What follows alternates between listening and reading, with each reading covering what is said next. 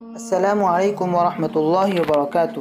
ناظرین و سامعین کرام، انتہائی افسوس کے ساتھ اطلاع دی جاتی ہے کہ دارالعلوم دیوبند کے استاذ حدیث و نائب محتمم حضرت مولانا عبدالخالق صاحب سنبھلی 19 ذی الحجہ 1442 ہجری بمطابق 30 جولائی 2021 بروز جمعہ تقریباً 71 سال کی عمر میں شام 4 بجے انتقال فرما گئے۔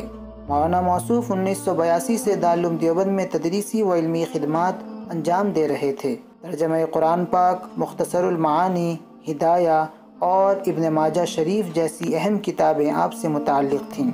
2008 سے دارالعلوم دیوبند کے نائب محتمم کی ذمہ داری بحسن و خوبی انجام دے رہے تھے۔ 1972 میں دارالعلوم دیوبند سے فراغت کے بعد حضرت مولانا عبدالخالق صاحب سنبھلی خادم الاسلام ہاپوڑ اور جامع الہدیٰ مراد آباد میں بھی تدریسی خدمات انجام دے چکے ہیں۔